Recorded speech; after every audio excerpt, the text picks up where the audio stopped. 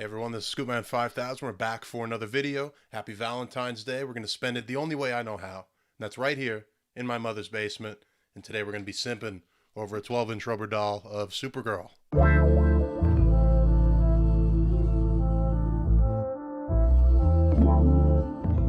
So it's nice of Hot Toys to make a figure of my wife. I'm sorry to all the female viewers that watch this video, but I'm sure someone's out there for you. But this is the Supergirl from Hot Toys, representing Sasha Calle in the Flash. Now, if you know anything about me, about Scoopman 5000, what you see around you, not 1/6 scale Hot Toys figures. I'm a 1/12, 1/10 scale collector. But when you get to the point in collecting, and you're always, shopping online, and you're going to different comic shops and toy stores, you always look at the Hot Toys, right? And that's sort of on the scale of action figure. This is at the highest level. Not always the case, they can put out some stinkers, but I don't think we got one here today. So my rules of collecting, or my lack thereof, is that if it says DC Comics on it, I'm allowed to buy it. Now, the real reason I did buy this, I don't think we're ever going to get Sasha Calle back as Supergirl. And I thought she was fantastic.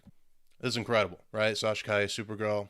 Something about it, right? So even if you're not into Hot Toys, but you definitely see news about it, you might remember when this was first revealed, and it was rough.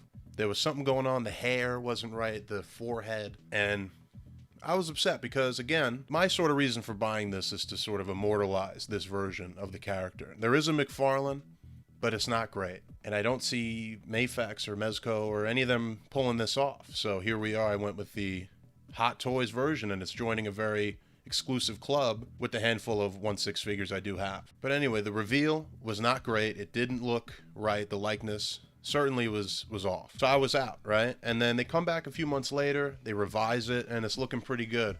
Now we're in the production, it's getting into people's hands, and I'm just, getting a little itchy, and it was sold out everywhere. And then that just makes you want it more, right? It's sold out, you got to get it. So honestly, I don't know if this is the strat going forward, but I was just on Google, like pretty much every time I wake up or something, past couple days, and, I just put on Hot Toys Supergirl, and I would look at different shops that had it for offer. And she went up for pre-order on Forbidden Planet, New York City, which I've been to that store. I'm 40 minutes away. And 2 days later, it ships.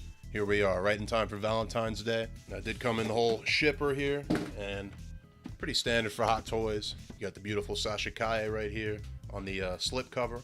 And then you lift that up, and that reveals the figure, or what was it? I ripped this package open as soon as it came. I couldn't wait for the camera. Portrait on the back here, of course, from everyone's favorite movie, The Flash. I hope this doesn't mean I have to buy an Ezra Miller figure. Not much really to go over with the packaging and the accessories. It's just alternate hands. And her only other pack-in or accessory is this base she's displayed on. Now, you do get the option of the grabber for having her stand up, or the flight stand. Currently I'm using the flight stand, but I've heard that it does damage the figures. I've had my Henry Cavill spoilers on a flight stand, so we'll look at him in a minute. We'll see if it's done any damage. But I want to throw this question out there. Any of you guys who do collect 1/6, do you use the bases they come with, or how do you guys really display them? If this isn't the best way, what is? I'd like to know if any of you guys are 1/6 experts out there. But it is a nice metallic blue, metallic red. It does say Supergirl on the front. Nice finish there. And if I can find it, it looks like I have to plug it in, but there is actually a light up base feature. So give me 1 second. So cable not included. You're going to need a USB-C in there and turn it on, and it's red. If I turn off my light, it doesn't really light up the whole figure. It kind of just stops at a certain point. So I don't see getting much use out of this, but there you go, added value. So what we're going to do, I'm going to go ahead, I'm going to flip around. We're going to get an up-close look at Supergirl, and then we're going to do a little comparisons with what 1/6 scale figures I do have. And here she is, Sasha Calle, Supergirl, out of the packaging. Again, very light on the accessories. Went over the base a little bit. She does have a pair of fist hands. And then we just have varying degrees of open hands. And otherwise, there's a couple little pieces I don't recognize, and we're going to consult the official instruction sheet included with the figure. Okay, so this is scary. So the one piece is actually to operate the rolling eye mechanism. And I'm very afraid of doing that. I don't want to make her look cross-eyed. So before we potentially disfigure Sasha, I guess we'll get a nice look at that head sculpt.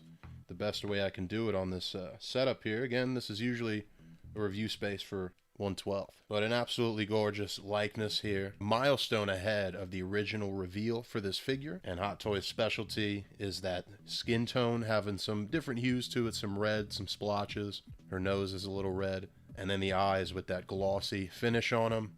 They hit the light a certain way. And that's pretty photoreal. I've already snapped the head there, and it sort of looks like one eye is already going cross-eyed. I'm very afraid of this rolling eye feature. Oh yeah, something's definitely going on there. So we got to figure this out. We got to get her back to normal. Oh, we're going in. That's not good. It's fucking heart-wrenching. Look at that. This is not good. This is not good. Try to get it centered. Or that looks good. Upwards look. So that's sort of a normal expression. She looked at me like that, I would instantly fold. All right, I never want to do that again. We're going to go ahead and place this back. That looks good, right? You guys let me know. Okay, that was very scary. The rest of her, Sasha Calle, Supergirl. Beautiful, beautiful costume. Whoever made this costume cooked with this one, absolutely. It's in vein with the Snyder, with the Man of Steel look. Amazing Kryptonian suit that she has. So absolutely in love with the design here. And Hot Toys, again, they're made for stuff like this. This is all kinds of different fabrics and pleathers and metallics that come together and create this realistic suit with a nice shine to it, especially here at the Supergirl emblem, which is a bit different from Superman's. And the whole suit has these scales and then the beautiful contouring lines done in this almost metallic rubber-like material, even to sort of emulate boot cuts and accentuate her knees here. These gauntlets. Not as much detail on the back of the figure. And that does lead us up to the cape. Now, I guess I never thought about, how does Supergirl's cape really attach in the movie? But on this figure and the McFarlane version, it just kind of is attached to basically the shoulder blades. Now, I will say, Hot Toys, and with the couple that I have, the biggest thing I'm not impressed with is actually the capes, the soft goods. They are wired, and I will say even on this one, after just a little bit of posing around, I'm getting metal poking through on the bottom. Definitely not a fan of that. I paid a lot of money for this. And also just it's a very thin kind of one-ply material, if you will. There is actually design printed in the back. Never noticed that in the movie. I'll have to go back and watch it. It just doesn't feel great.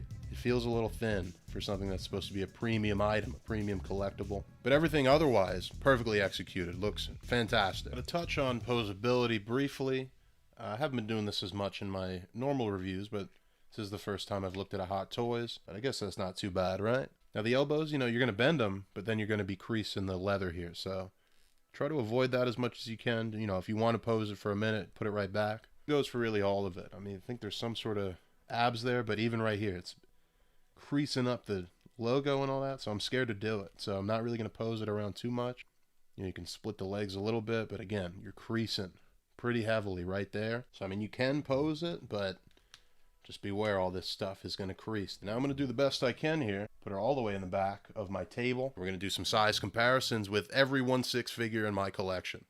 Ooh, look at that. That's broken. All right, I'm very sad now, but the show must go on. So here she is with Knightmare Ben Affleck Batman. Sans barrel Ben Affleck. Knightmare Batman is a beast, so this looks perfect. Definitely probably the tallest figure that I have. I can't have Knightmare Batman without Knightmare Joker. This is a really unique one. It's a third-party, unlicensed figure. So this isn't the Joker, actually. It's called the Doomsday Reveler. Had to pick this guy up. Again, I didn't think we'd ever get a figure of this in a smaller scale. We actually do have that now, coming from Mafex. And here she is with the Kilmer from Batman Forever. Beautiful figure. This one I got a hell of a deal. It was on sale at Sideshow for like $150, which I thought was excellent. And the metallics on these figures, they look great together. I'm not going to lie.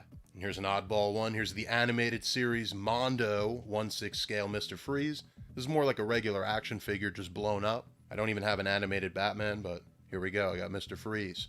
And this one might not even be 1/6. He almost looks a little bigger. This is like a Mattel Movie Master product from The Dark Knight from around 2008. I've had this since I was a small boy. And here she is with her cousin, Kal-El. And this is the black Sonar suit.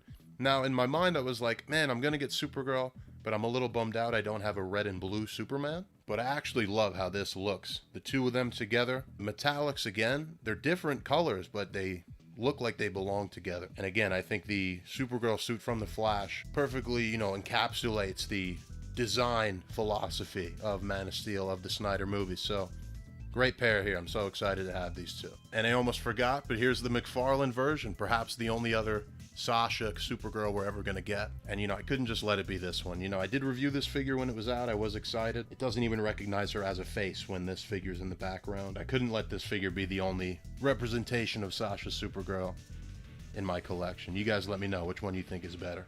So that's going to do it for Sasha Supergirl, and I'm pretty happy with my purchase here. Now, I was joking before, but do I need an Ezra Miller, or do I need to get Michael Keaton Batman? You know, this is the problem when you start new collections or things you don't typically collect. You guys let me know, do you collect 1/6? You know, what's your opinions on this scale and the price point? Let me know. I'll leave it off with whatever pictures I take, and I'll see you guys in the next video.